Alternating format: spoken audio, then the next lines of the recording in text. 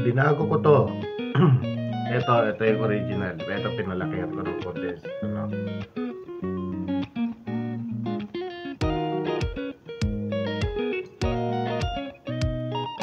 Joy, tatalas.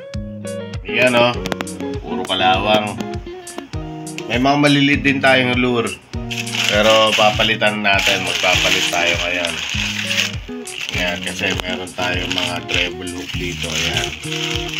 Treble hook yan. Magkakaibang size. Ito para sa maliit. Yan. Treble hook. Tapos, syempre, since magkakaibang size yan, kumuha rin tayo ng iba't ibang size ng O-ring. So, dapat pag magpapalit tayo, kasama na rin yung ibang size ng O-ring. Tapos, nagdagdag ako ng ibang size din ng swivel snap. Ayan. Swivel snap, ano. Kasi may mga lure tayo na umiikot. Kaya dapat may swivel yan. Para yung tali, hindi niya paiikutin. Kasi entanglement yon pagka ano. Pero pagka ang lure ninyo ay hindi naman umiikot, okay lang yung snap. Ayan, so napalitan na natin, ano. Ito, tulad na ito. Bago na yung O-ring o kaya split trim niya. Ayan, tsaka yung treble hook. Ayan. So, okay na naman siya. Iba to, kampante tayo. Ito, dalawa lang inilagay natin. Split ring o kaya O-ring. Tapos, binago natin yung size ng treble hook. Same lang, same sizes. Pero hindi tayo naglagay sa gitna. Pero hindi mababago yung action nito. Kasi equal lang siya. Okay, posibleng mabago yung dip ng dive. Posibleng mabago yun. Pero yung action, hindi. Hindi yan.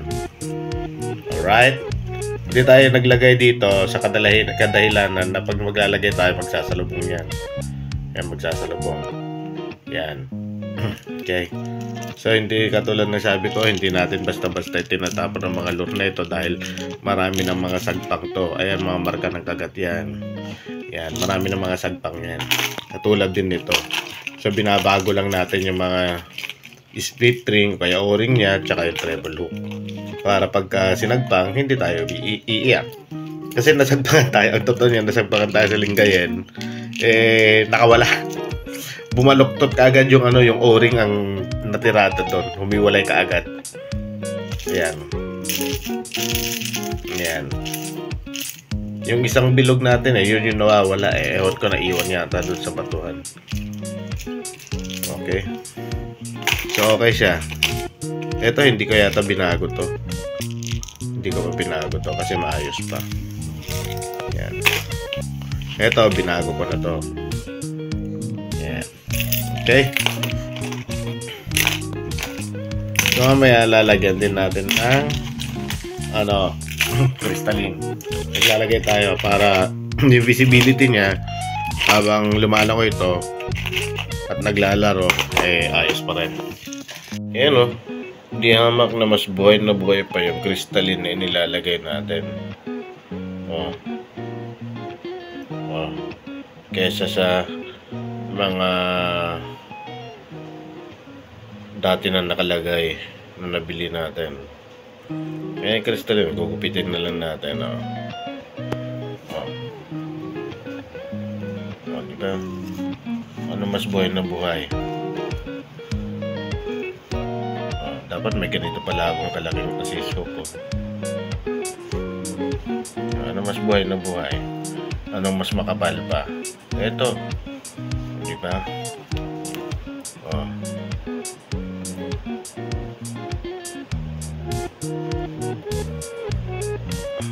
Ay, nako. Yan, mapapansin na isda natin. Ito, wala talagang crystalline to. Lalagay lang tayo para mapansin kasi hindi naman siya luminous to.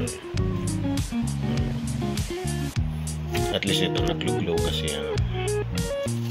Ito naglo-glow. Alright.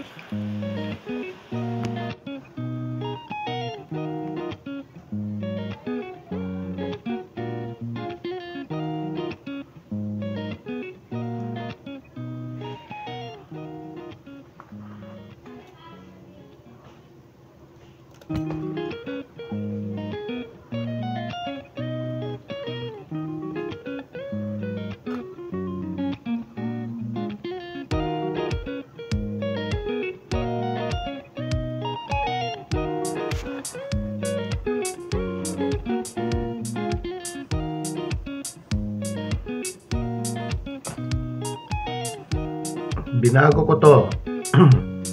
ito yung original. Ito pinalakihan ko ng konti. Ito na.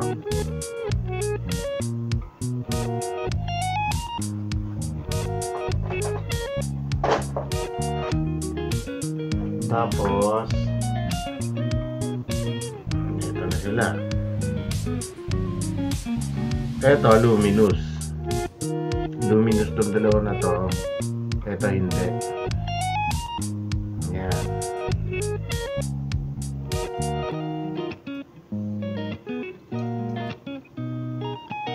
Yan, tatalas. Tapos ito, maglalagay tayo dito. Ito, nagkamali tayo dito eh. Kasi wala tayong yung Kevlar. Wala tayong Kevlar. Gumamit ako ng monofilament. Tayo, no? Monofilament yung nilagay ko dyan.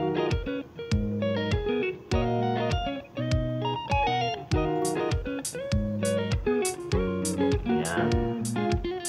So, meron na tayong naka-ready. Baka bigla magkaya yan eh. Okay.